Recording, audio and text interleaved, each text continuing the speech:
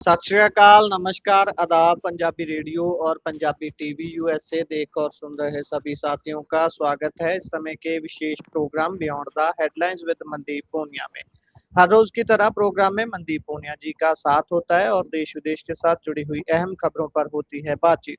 सबसे पहले करते हैं पूनिया जी का प्रोग्राम में स्वागत, फिर रुख खबरों का करेंगे। स्वागत है पूनिया जी। जी, नमस्कार, सत श्री अकाल, आदाब। नमस्कार, सत श्री अकाल, आदाब। रुख खबरों का करते हैं सबसे पहले बात ईरान की। ईरान में उनके सुप्रीम लीडर खामेनेई के अंतिम संस्कार की शुरुआत हो चुकी है, रस्मों की शुरुआत हो चुकी है। अमेरिका इजराइल के साथ जंग करते हुए वो मारे गए थे और उसके बाद उनका खुद का देश इस आक्रोश में बहुत लंबे समय तक सड़कों पर भी रहा। अब अंतिम संस्कार शुरू हो गया है, तो कैसे देखते हैं अंतिम संस्कार के साथ साथ दूसरी तरफ संस्कार होने तक के लिए बातचीत को भी रोका गया है। तो ये संस्कार होने में कितना और समय लगेगा? जी, ईरान के पूर्व supreme leader Ayatollah Ali Khamenei और उनके परिवार के सदस्यों के अंतिम संस्कार की रस्में शुरू हो चुकी हैं। आपको बता दें कि खामेनेई और उनके परिवार के सदस्यों की 28 फरवरी को अमेरिकी-इजरायली जो हमले हुए थे, हवाई हमले हुए थे, उनमें मौत हुई थी और 131 दिन बाद 9 जुलाई को उन्हें ईरान के शहर मशहद में सुपुर्द-ए-खाक किया जाएगा। आपको बता दें जी। कि खामनेई के साथ उनकी 14 महीने की पोती, पत्नी, बेटी और दामाद को भी सुपुर्द-ए-खाक किया जाएगा। तो आप देखिए कि एक लंबी फ़हरिस्त है उनके परिवार से मरने वालों की। जो इस पूरी जंग में जो शहीद हुए हैं, उसमें उनकी पोती भी शामिल है, उनकी पत्नी, उनकी बेटी, उनके दामाद सब शामिल हैं। उनके परिवार के कम से कम 5 लोगों की डेथ की खबरें उस समय आई थी। खामेनेई की पोती के छोटे से ताबूत के पास उनकी तस्वीर भी रखी गई है। तेहरान के मुसल्ला परिसर में अली खामेनेई और उनके परिवार के कई सदस्यों के ताबूत रखे गए हैं। ईरानी राष्ट्रपति मसूद पज़कियान ने उनको श्रद्धांजलि दी है। आज श्रद्धांजलि देने वहाँ पहुँचे थे और वो भावुक होकर रो भी पड़े। इसके अलावा जो ईरान की पार्लियामेंट के बड़े सीनियर मेंबरान भी रहे, स्पीकर भी रहे और कई मिलिट्री ऑफिसर्स भी वहाँ मौजूद थे। खैर तस्वीरें आप और हम देख ही रहे हैं। 14 महीने की उनकी जो पोती थी, उसकी तस्वीरें भी हमने देखी, छोटी-सी बच्ची नीली आँखों वाली। और जो ईरान के जो लोग थे, उनके जो श्रद्धांजलि देने के लिए वहाँ पहुँचे हुए थे, उनकी आँखों में भी आँसू थे। तकरीबन ये माना जा रहा है कि 100 से ज़्यादा देशों के जो प्रतिनिधि हैं, वो वहाँ पर पहुँचे हैं। पाकिस्तान से शहबाज शरीफ, वहाँ के प्रधानमंत्री, और आसिफ मुनीर भी पहुँचे हैं। Tajikistan, Armenia, Georgia, Iraq, Turkmenistan, Türkiye, Russia, चीन, कोई ऐसा बड़ा मुल्क नहीं है जहाँ से वहाँ पर लोग ना पहुँचे, उनके अंतिम संस्कार में ना पहुँचे हों। अगली बा जो आपने सही कहा कि जो बातचीत है, बातचीत का अगला दौर दोहा में शुरू होगा और वो कहीं न कहीं इस अंतिम संस्कार के बाद ही होगा और 9 जुलाई के बाद ही होगा। हालाँकि ईरान में हाई अलर्ट रखा गया है। हाई अलर्ट इसलिए रखा गया है कि बहुत सारे मुल्कों से बहुत ज़्यादा लोग पहुँचने की उम्मीद है। तकरीबन 1.5 से 2 करोड़ लोग पहुँचने की उम्मीद बताई जा रही है और होर्मुज़ को लेकर भी तनातनी तो है ही खैर। तो अभी तो यही है कि जो ईरान की जो सारी व्यस्तताएँ होंगी, सारी वो उनके जो सीनियर लीडर थे, सुप्रीम लीडर थे, पूर्व सुप्रीम लीडर अली खामेनेई जी। के अंतिम संस्कार को लेकर ही रहेंगी। खैर बिल्कुल। भारत से भी जैसे मैंने आपको बताया था कि बिहार के राज्यपाल सैयद अता हसनैन और विदेश राज्य मंत्री पवित्र मार्गरेटा पहुँचे हैं। तो 2 भारत से भी 2 जन शामिल हुए हैं। उसके अलावा न्योता जो जम्मू कश्मीर की पूर्व मुख्यमंत्री महबूबा मुफ्ती, कांग्रेस के वरिष्ठ नेता सलमान खुर्शीद और पवन खेड़ा भी पहुँचे हुए हैं कांग्रेस की तरफ से। तो कांग्रेस के सलमान खुर्शीद और पवन खेड़ा वहाँ मौजूद रहेंगे। जम्मू कश्मीर की पूर्व मुख्यमंत्री भी तेहरान पहुँच चुकी है, महबूबा मुफ्ती। तो खैर भारत की तरफ से और भी कई लोग वहाँ शामिल होंगे। जो धार्मिक नेता हैं साउथ एशिया के, वो लगभग सभी ही वहाँ पर मौजूद बताए जा रहे हैं अभी। तो 5 शहरों से जो खामेनेई की यात्रा है वो गुजरेगी। अंतिम उनकी यात्रा है उसमें तेहरान, क्योंकि तेहरान तो आपको पता है कि कैपिटल ही है और वो सत्ता का केंद्र भी है। कोम बेसिकली शिया धर्म की पढ़ाई का सबसे बड़ा केंद्र माना जाता है। करबला करबला को आपको पता है कि इस्लाम में शहादत का प्रतीक माना जाता है। नजफ जी, शिया धर्म का बड़ा केंद्र है, और मशहद अंतिम संस्कार बेसिकली पांचवें शहर मशहद में ही होगा, और वो अंतिम पड़ाव और सबसे पवित्र शहर माना जाता है ईरान का, तो मशहद में उनको दफनाया जाएगा। जी। और इससे अगर हम आगे बढ़ें तो बात यूरोप में पड़ रही रिकॉर्ड तोड़ गर्मी की करते हैं। भीषण गर्मी इतनी ज़्यादा पड़ रही है कि लोग बीचेस की ओर, पानी की ओर भाग रहे हैं। पानी में डूब जाने से भी एक तरफ कुआँ, एक तरफ खाई वाली बात है, डूबने से भी मौतें हो रही हैं। गर्मी तो जान ले ही रही है। पिछले एक जून के आखिरी हफ्ते में ही 2000 से ज़्यादा मौतें दर्ज की गई हैं। देखिए, यूरोप में तकरीबन आखिरी हफ्ते में, जून के आखिरी हफ्ते में ही 2000 से ज़्यादा मौतें दर्ज होना, वो एक बड़ा मामला है, और हीट हीट वेव के कारण। देखिए, बहुत सारे मुल्क ऐसे हैं यूरोप में, हम देख रहे हैं, जहाँ पर 40 डिग्री से पार टेम्परेचर पहुँचा है। फ्रांस की बात कर लें, फ्रांस में भी मतलब बात करें तो वहाँ पर 45 साल की उम्र से ज़्यादा लोगों की जो मौतों का मामला हो, उसमें साफ तौर पर बढ़ोतरी देखी गई है। खुद फ्रांस की स्वास्थ्य मंत्री स्टेफनी डिस्ट ने ये बात रखी है, और 29% जो मौतों में बढ़ोतरी देखी गई है। तो ये और 24 जून फ्रांस का सबसे गर्म दिन रहा, 41 डिग्री वहाँ पर टेम्परेचर पहुँच गया था। आपने सही कहा कि यूरोप से हम तस्वीरें देख ही रहे हैं।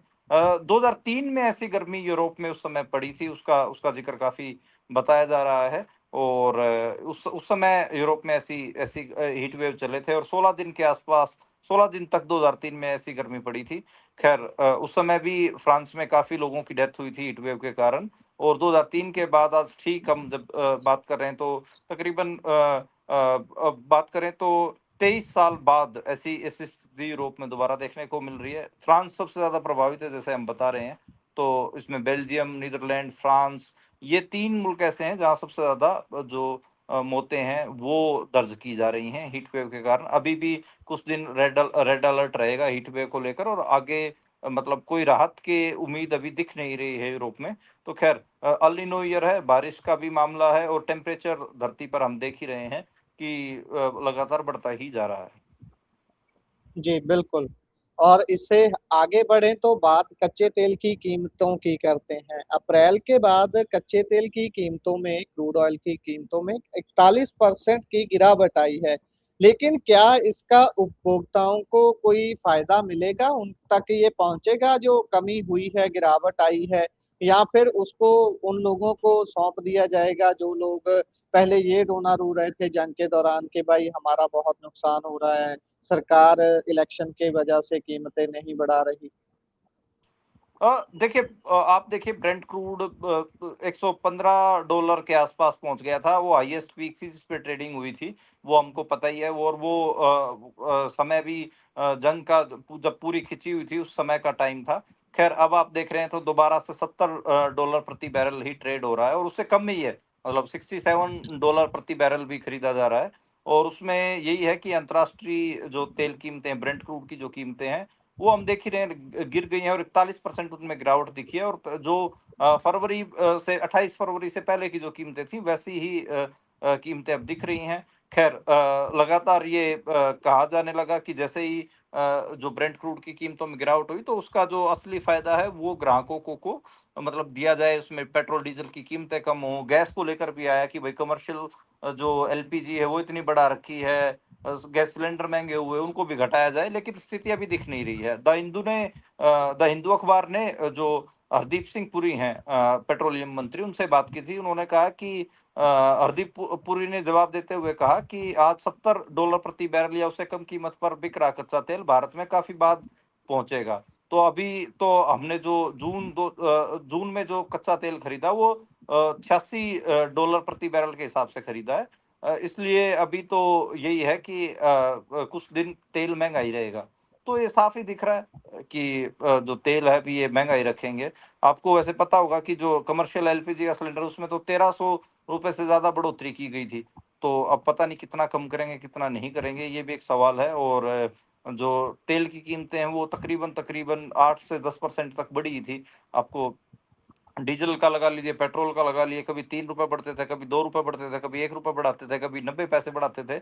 और लगातार उन 15 दिनों में हमने 10 बार ऐसी खबरें की जिसमें तेल की कीमतें बढ़ाई गई थी, और हम क कहते ही थे कि इन्होंने 10 से 15 रुपए जो कीमतें बढ़ानी है, लेकिन धीरे-धीरे बढ़ाएँगे, एकदम से नहीं बढ़ाएँगे, ताकि चीज़ें ये ना हो। ख़ैर अभी चीज़ें चल ही रही हैं, और उसमें हरदीप पुरी से तो द हिंदू अखबार ने जो 20% एथनॉल मिलाने वाला जो सवाल था, वो भी पूछ लिया कि क्या उससे गाड़ियों की माइलेज में कुछ कमी आएगी? तो हरदीप पुरी ने स्वीकार कर लिया, हाँ, कुछ क थोड़ी बहुत कमी आएगी माइलेज में।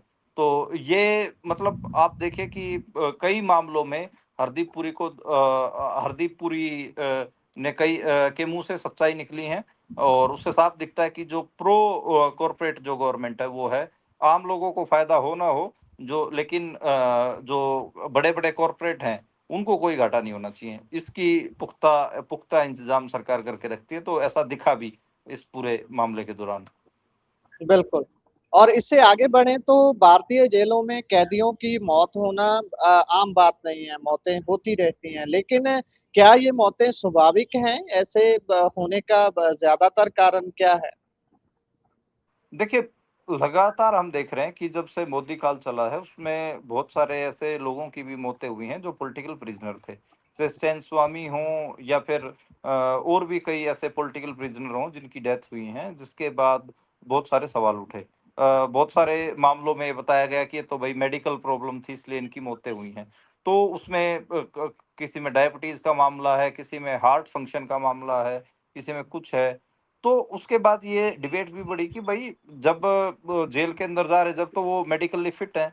जेल के अंदर तो इसका मतलब ये है, चाहे तो खाना खराब है, चाहे उनको ट्रीटमेंट या दाना-पानी खराब मिल रहा है, तभी तो उनकी हेल्थ डिटेरियोरेट हो रही है, जब तभी तो वो मौत तक का सफ़र तय कर रहे हैं। तो ये मामला है, और इसमें चाहे देश भर की जेलें हों, उनका अगर आप मैं कहूँगा कि डेटा देखेंगे, तो वो भी बहुत ऐसे इशारा करता है। मतलब जो एनसीआरबी का हालिया डेटा था, उसमें 2024 के मुताबिक तकरीबन 2000 लोगों की मौत हुई है। तो ये बड़ा नंबर है। उसमें उन्होंने ये बता दिया कि सवा स 1700 जो मौतें हैं, वो तो नॉर्मल मौतें हैं। लेकिन जब उनको चेक करते हैं, तो उनमें बहुत ऐसे गंभीर बीमारियाँ देखने को मिल रहे हैं। किसी में हृदय रोग मिल रहे हैं, किसी में फेफड़ों से दिक्कत, किसी में गुर्दे, लीवर, किडनी, ऐसे ट्यूबरकुलोसिस, ऐसी-ऐसी डायरिया, मिर्गी के ब्रेन हेमरेज, आंतों के छेद, तो ऐसी-ऐसी चीज़ें दिख रही हैं, जिससे साफ पता चल रहा है कि हाँ, उनको जो दाना-पानी है वो ठीक नहीं मिला, और उन इसलिए उनकी मौतें हुई हैं। तो ये स्वाभाविक तो नहीं है, अस्वाभाविक मौतें हैं, और देखते हैं कि इसके ऊपर सरकार क्या जवाब देती है। लेकिन आप देखेंगे तो जेल में जो मेडिकल स्टाफ है, उसकी कमियों कमियों के भी आपको हमको पता है कि लगभग सबसे ज़्यादा तो ऐसे हरियाणा में है, जो मेडिकल स्टाफ है, 288 मेडिकल जो पोस्ट हैं जेलों में, वो खाली पड़ी हैं। तो बड़ी ऐसी स्थिति है कि मतलब अगर कैदियों का अनुपात मान लें, हरियाणा में तकरीबन 25,000 कैदी हैं, जिसके ऊपर सिर्फ 23 मेडिकल स्टाफ हैं, और होने चाहिए ज़्यादा।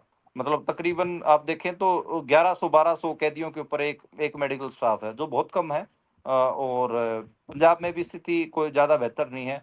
यहाँ पर भी हर 450 कैदियों के ऊपर एक मेडिकल स्टाफ अवेलेबल है। हालाँकि हरियाणा से बेहतर है। हरियाणा में तो ये नंबर 1100 के आस-पास है, पंजाब में 450 है। तो स्थिति बहुत खराब है भारत की जेलों की, और उसमें इसी वजह से ये कैदियों के मरने की खबरें आती हैं। जी। और अगली खबर असम से है। असम में 15 दस्तावेज भी ये साबित नहीं कर सके कि भारतीय नागरिक है अपने दस्तावेज दिखाने वाला व्यक्ति। हाई कोर्ट इस पर क्या बोल रही है? देखिए, एक 38 साल के दिहाड़ी मज़दूर की ये विडंबना है कि वो अपने आप को भारतीय साबित नहीं कर पा रहे हैं। हालाँकि उन्होंने अपने माता-पिता का नाम, दादा-दादी का नाम भी दिखाया, जिनका नाम 1951 में जब वहाँ पर वोटर आईडी थी, पैन कार्ड, वो सब उनमें उनका नाम दर्ज था। उन्होंने स्कूल का प्रमाण पत्र दिखाया, जहाँ बचपन में उसकी उसकी पढ़ाई हुई।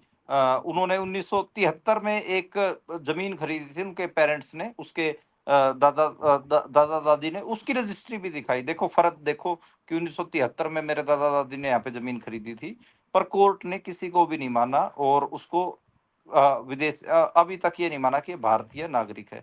तो ये बड़ी ऐसे खबर आज हम देख रहे थे कि फिर इसका मतलब भारतीय है कौन? जब इतने तकरीबन 15 डॉक्यूमेंट उसने दिखाए। उसने अपने दादा-दादी, अपने पिता के वोटर कार्ड, राशन कार्ड, उनके द्वारा 1973 में जो ज़मीन खरीदी गई उसकी फ़र्द, सारा कुछ तो दिखा दिया, फिर भी जो कोर्ट है उसने मतलब ये नहीं माना कि आप भारत के नागरिक हो। और अभी भारत में तो ये इश्यू चल ही रहा है, इवन पासपोर्ट को ये नागरिकता का दस्तावेज नहीं मान रहे हैं। तो ये इश्यू है कि फिर भई भारत का नागरिक है कौन? कौन से ऐसे डॉक्यूमेंट हैं जो ये प्रूव करेंगे कि हम भारत के नागरिक हैं? जब आप देखिए कि इतने पुराने रिकॉर्ड 1951, मतलब आज हम 1947 में तो भारत आज़ाद हुआ है। उसके 4 साल के बाद का डॉक्यूमेंट है उनके पास, उसको भी वो नागरिकता के तौर पर, सबूत के तौर पे नहीं देख रहे। तो बड़ी अजीब स्थिति है। देखते हैं कि इस मामले में बनता क्या है? ये कहा जा रहा है कि जो वो दिहाड़ी मज़दूर है, वो परेशान हुआ। उसके इंडियन एक्सप्रेस ने उसके ऊपर ये खबर की है, खबर ब्रेक की है। और ये जी, बहुत सारे कई ऐसे सोशल एक्टिविस्ट और सुप्रीम कोर्ट के वकील भी सामने आए हैं जो कह रहे हैं कि हम इसका केस सुप्रीम कोर्ट में लड़ेंगे। और जी, मतलब आप देखेंगे तो ये स्थिति, नागरिकता वाली जो स्थिति है, ये माइनॉरिटीज के लिए खासकर ये ज्यादा मुश्किल कर रहे हैं। तो ये मौके की जो हुकूमत है, इसने हर नागरिक को भारत में ही संदिग्ध बना दिया है। हर नागरिक की जो सिटीजनशिप है उसको ही संदिग्ध बना दिया है। जब चाहे आपको ये कहा जा सकता है कि आप भारत के नागरिक नहीं हैं। और आप अगर पुराने पुराने अपने दस्तावेज अपने दादा दादी के, अपने माता पिता के दिखाएंगे, ये उनको भी कह सकते हैं कि ये तो आपकी भारतीय नागरिकता सिद्ध नहीं करते। तो बड़ी अजीब स्थिति है। इस समय भारत के नागरिकों की नागरिकता ही संदिग्ध हो गई है। जी, बिल्कुल। अभी फिर कैसे कोई साबित करे? अगर सरकार ने ठान लिया है कि आपको भारत का नागरिक नहीं मानना, तो नहीं मानना, आप कोई भी डॉक्यूमेंट दिखा लो, 10, 15, 20, ये ऐसे ही होने वाला है। खैर, आगे बढ़ें तो बात राम मंदिर के चढ़ावा चोरी की करते हैं। आरएसएस का बयान आया है, क्या बोल रही है आरएसएस? क्योंकि जो आरएसएस बोलेगी होगा तो वही। देखिए, आरएसएस को लगातार क्रिटिसिज्म का सामना करना पड़ रहा था। आपने ध्यान दिया हो कि ये पहला बयान है आरएसएस का। और मामला तो पिछले 15 दिन से चल रहा है। तो आरएसएस की चुप्पी ने काफ़ी सवाल खड़े किए थे। और अब आरएसएस के ऊपर लगातार हमला हो रहा था। सारी अपोज़िशन पार्टियाँ कह रही थी कि आरएसएस वाले चुप हैं, आरएसएस वालों ने पैसे खाए हैं। तो आरएसएस के जो सरकारवाहक हैं, second in command after Mohan Bhagwat, Dattatreya Hosabale, तो दूसरे नंबर के जो लीडर माने जाते हैं आरएसएस में, दत्तात्रेय होसबोले, उन्होंने वीडियो जारी करके कहा है कि रामलला मंदिर में रखे दान पात्रों में जो चंदे की चोरी है वो दुर्भाग्यपूर्ण है। इससे राम भक्तों की भावनाओं और श्रद्धा को आघात पहुंचा है। और उनका भरोसा बचाना जरूरी है। जो एसआईटी बनाई गई है, जांच में जो भी दोषी पाए जाएंगे उनको कठोर दंड मिलना चाहिए। तो आरएसएस ने ये बयान दिया है। हालांकि आपको मैं बताऊं तो ध्यान हो कि जो ट्रस्ट है, राम मंदिर की ट्रस्ट, चाहे चंपत राय हों, ट्रस्ट के जो जनरल सेक्रेटरी थे, महासचिव थे, या अनिल मिश्रा हो, या गोपाल राव, कोई भी हो, वो सब के सब आपको पता है कि आरएसएस के ही सीनियर लीडर हैं। आरएसएस से ही निकले हुए हैं वो लोग। और प्रधानमंत्री नरेंद्र मोदी के बहुत खास हैं, बहुत करीबी हैं। इवन प्रधानमंत्री के जो ओएसडी हैं, नृपेंद्र मिश्रा, उनका नाम भी इस पूरे मामले में उछल रहा है। हालांकि आपको पता ही है कि होगा कुछ नहीं। इसमें जो छोटे जो लोग हैं, जो सफाई कर्मचारी हैं वहाँ पे, या फिर दान पेटियों की जो साम संभाल करने वाले थे, उनको ही टारगेट करके छोड़ दिया जाएगा। और कोई जो बड़े चोर हैं जिन्होंने मतलब 1200 के 1250 के आसपास सोने की ईंटें गायब कर दी, लाखों करोड़ का जो चंदा खा गए, मेरे को लगता है उनके उन तक तो आँच नहीं पहुँचेगी। ये जो कुछ जो छोटे-मोटे कर्मचारी हैं, इन्हीं को ही लपेट-वपेट देंगे। और आरएसएस की मजबूरी हो गई थी, हर तरफ से आरएसएस के ऊपर दबाव पड़ रहा था कि भई आप क्यों चुप हैं? 15 दिन से इश्यू चल रहा था। तो आरएसएस ने ये एक फॉर्मेलिटी भरा वीडियो डाला कि हाँ, हाँ, जो दोष भई इससे राम भक्तों को आघात पहुँचा है, जो भी दोषी है उसको कड़ी सज़ा मिलनी चाहिए। लेकिन कोई ऐसे स्टेटमेंट नहीं दी, कुछ ऐसे उसमें बात नहीं हुई कि भई ये हो कैसे गया? इसको प्रथम दृष्टि से ही रोका जाना चाहिए था। इतने इतने सालों से ये कैसे चल रहा है? इतनी चोरी पहले भी हुई है। आपको बता दें कि जो ये पहली बार नहीं है कि राम मंदिर के चढ़ावे में चोरी का मामला सामने आया हो।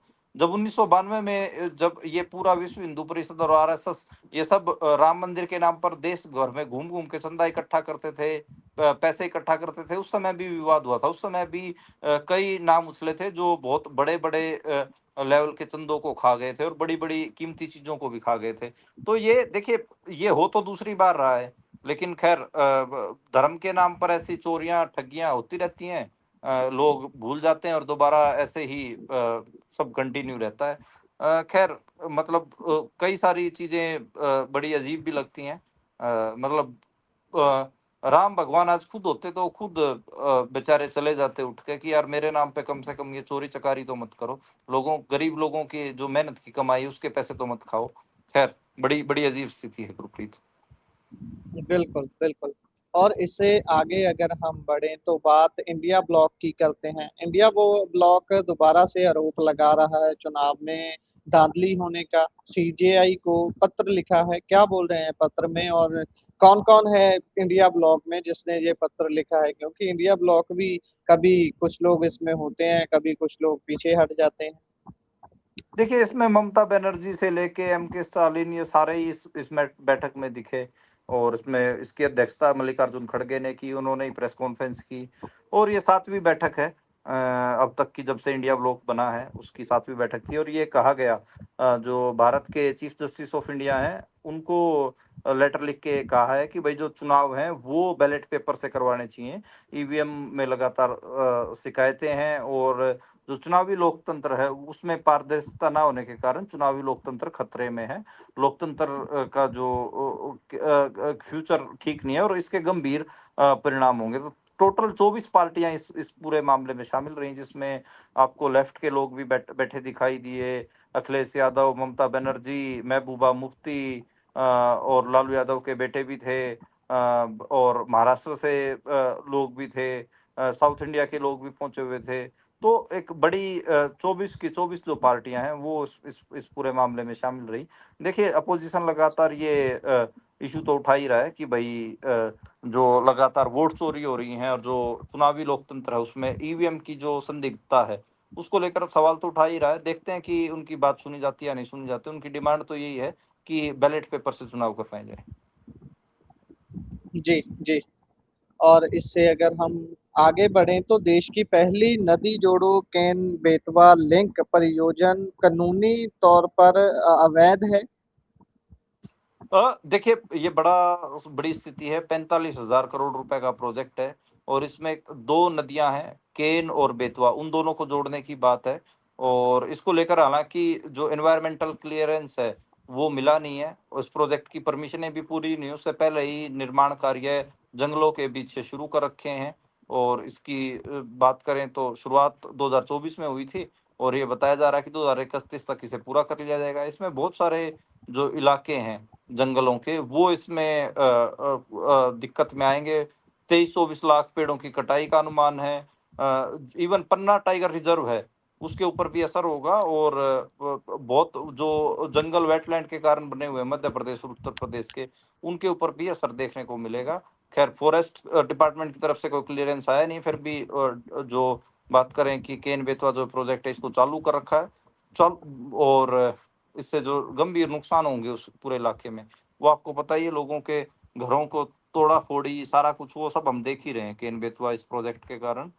खैर मौके की हुकूमत का ये एक क्या कहें कि एक प्रोजेक्ट है जिसको वो सिरे चढ़ाना चाहती है बिना एनवायरमेंटल क्लीयरेंस के। जी।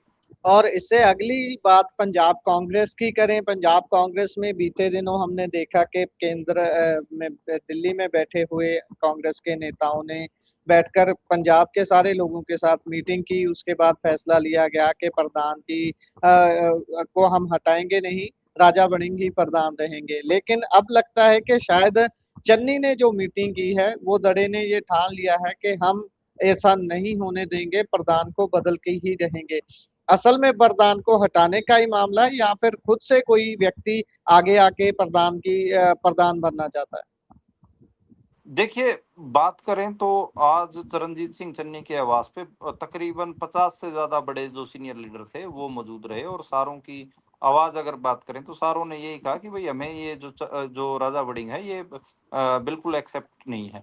मुझे भी मतलब हम जो विश्लेषण करते हैं वही यही लगता है कि भई राजा वड़िंग को किस लिहाज से मतलब पंजाब का प्रधान दोबारा बनाया गया।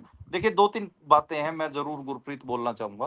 पहली बात जी, तो ये भई राहुल गांधी राजा वोटिंग पे मान लो कि इस वजह से मान लो कि विश्वास कर लेते दोबारा कि उसकी भाई पैन पंजाब फैन फॉलोइंग होती और वो चुनाव जितवाने के लायक होता, क्या वो है? वो नहीं है। तो पहला फॉर्मूला ये। दूसरी बात ये कि भाई ऐसा होता कि वो कोई एक सेगमेंट को ही का ही लीडर होता, किसानों का लीडर होता या जाटों का ही लीडर होता, सिख जट्टों का, या फिर सिखों का ही लीडर होता। ऐसा भी नहीं है कि वो कोई एक टारगेट सेगमेंट का लीडर है।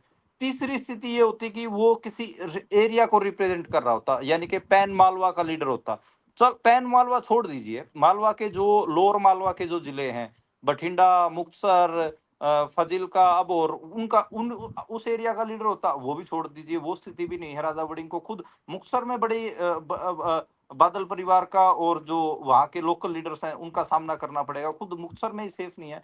तो तीसरी कैटेगरी भी क्लियर नहीं होती। चलो एक कैटेगरी और मान लेते हैं, अगर मान लो कि ये राहुल गांधी को या कांग्रेस हाईकमान को ये लगता कि भाई राजा वड़िंग है वो तो बहुत इंटेलिजेंट, बहुत इंटेलेक्चुअल, बहुत शार्प, पार्टी के लिए कमिटेड, और जो एक होते हैं ना लेगेसी वाले लीडर, वैसा लीडर है।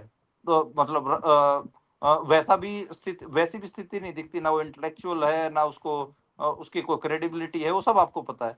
तो फिर पता नहीं डिसीजन लिया किया है, लिया क्यों गया है। ये बड़ी अजीब स्थिति है। खैर देखते हैं क्या स्थिति रहेगी, लेकिन चरणजीत सिंह चन्नी ने आज अपनी अपनी पार्टी में, जो कांग्रेस पार्टी में उनकी एक वजूद है, वो दिखाया है। आप देखेंगे तो इसमें बड़े बड़े लोग शामिल हुए, तृप्त राजेंद्र बाजवा शामिल थे, सुख सरकारिया शामिल थे इसमें, राणा गुरजीत इस पूरी मीटिंग में पहुंचे, इसमें जो बरनाला से विधायक हैं काला ढिल्लों वो पहुंचे, ओपी सोनी पहुंचे जो साबका डिप्टी सीएम भी रहे हैं, भारत भूषण आंसू थे, गुरकीरत कोटली थे, गुरप्रीत कांगड़ थे, परमिंदर पिंकी थे, नाजर सिंह थे, देविंदर गुबाया थे, बरिंदर ढिल्लों थे, कड़वल थे, और इवन सिद्धू मूसेवाला के पिता बलकौर सिंह सिद्धू भी उसमें पहुंचे हुए थे। तो आपको समझ में आनी चाहिए कि बड़ी बड़ी अजीब स्थिति है, और इसमें यही है कि जो ये फैसला लिया गया है, ये बहुत गलत फैसला लिया गया है। जी, बिल्कुल। इसी के साथ प्रोग्राम का समय यहाँ समाप्त होता है। आप जुड़े जानकारियाँ साझा की, बहुत-बहुत धन्यवाद। धन्यवाद गुरप्रीत।